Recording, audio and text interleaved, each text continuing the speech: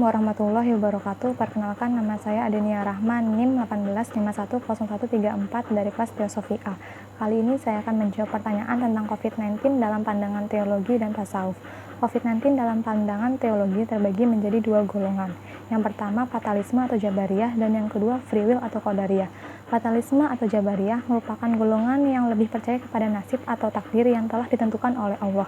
Bagi fatalisme, berserah diri kepada Allah merupakan tindakan yang paling tepat dan mulia dalam menyelesaikan setiap masalah. Menurut fatalisme, dalam menyikapi wabah corona cukup hanya berserah diri kepada Allah dengan melakukan amalan-amalan, doa, wirid, dan bacaan-bacaan agama saja. Sedangkan free will atau qadariyah memiliki landasan bahwa manusia memiliki kemauan dan kehendak bebas dalam menentukan nasibnya. Pandangan ini memfungsikan akal manusia untuk menyelesaikan urusan duniawi. Golongan ini menghendaki suatu keadaan dengan mencari sebab, gejala, hingga dampak dan penanganan masalah secara ilmiah tanpa sepenuhnya bergantung kepada Allah. Reaksi ini sebagai fungsi penyelesaian, pengurangan, hingga tindakan preventif dalam menyikapi pandemi corona ini. Mulai dari penutupan jalur transportasi, melakukan physical distancing, menggunakan masker, pola hidup yang baik dan bersih, dan lain-lain. Selanjutnya, dalam pandangan tasawuf, wabah COVID ini tidak lebih dari sekedar ujian yang hanya perlu direspon dengan bersikap sabar dan tidak perlu panik agar tidak menambah masalah baru. Kemudian, di dalam tasawuf dikenal istilah uzlah dan halwat, di mana uzlah merupakan mengasingkan diri dan halwat yang berarti menyendiri.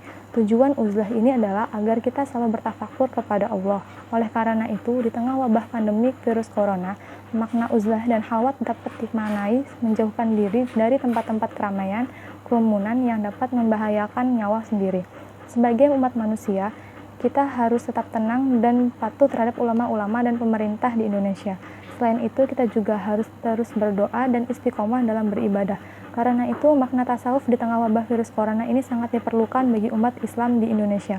Karena tasawuf mengajarkan kita untuk mengolah jiwa serta menenangkan diri, tidak panik, dan selalu berusaha mendekatkan diri kepada Allah. Pada saat seperti ini, ketenangan jiwa sangat diperlukan, karena dengan jiwa yang tenang, lebih efektif dalam meningkatkan daya tahan tubuh, lahir maupun batin, untuk menangkal virus corona agar tidak terpapar dan dijauhkan dari penyakit corona. Mungkin sekian jawaban dari saya, mohon maaf kurang dan lebihnya. Wassalamualaikum warahmatullahi wabarakatuh.